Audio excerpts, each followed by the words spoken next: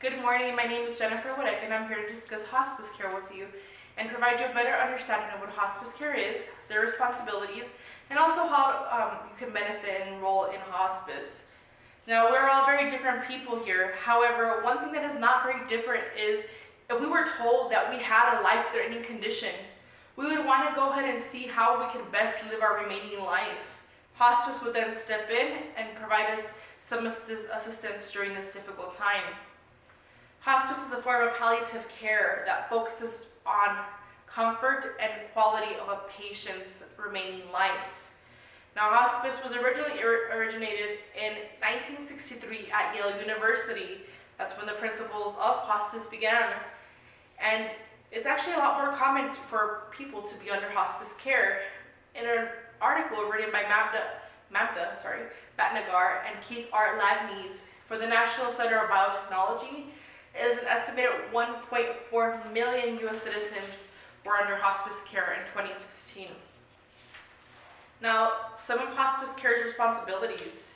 Every patient enrolled in hospice has a core team that consists of a registered nurse, a social worker, a chaplain, and a medical director. It is up to this group of professionals to ensure that the patient's needs and concerns are met. Examples being maybe new treatment that needs to be sought that could benefit the patient, or maybe medication change for the patient. Because hospice focuses on the comfort of a patient, the main way of comfort is through pain management, or the main common one also. However, because every patient is different, patients may also feel or receive comfort through speaking through a spiritualist, aromatherapy, meditation, or acupuncture. Now, when seeking a provider, just go ahead and see if any of those are something that you would like to benefit from and see if the provider provides it. I do want to provide a big misconception about hospice care.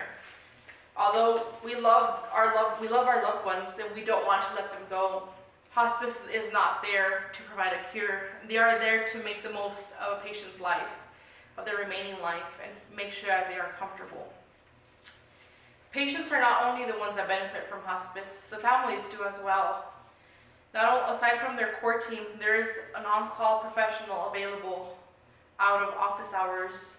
Now, this on-call professional would make sure that any questions or concerns, needs are met. There's also a list of professionals that a patient has access to: a speech therapist, occupational therapist. They need someone just to talk to. Hospice is there for that. A big plus of being under hospice care is that you are able to be in the comfort of your own home while your core team comes to you and provides you additional care.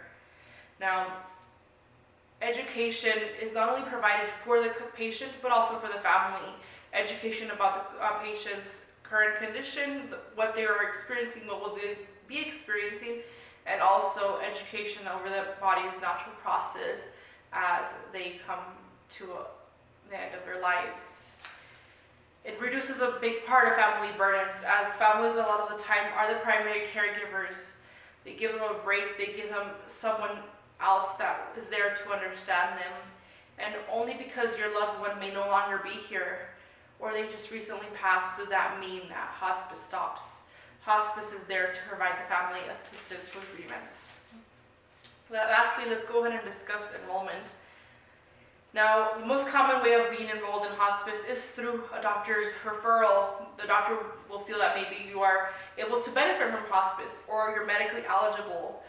Also, you are able to find a provider at National Hospice and Palliative Care Organization at nhpco.org. If you're thinking about how am I going to pay for this extra care, they do accept insurances, out-of-pocket pay, but also since 1983, hospice has been covered through Medicare as well. Any additional steps, guidance that you may need, that maybe you feel that you can't receive from a doctor or you're not comfortable asking, you are also able to access online at hospicefoundation.org. I want to thank you very much for your time, and I hope that you all have a better understanding of what hospice is. And if you ever feel that you need to access it, like I said, you can go ahead and visit that website. But thank you very much.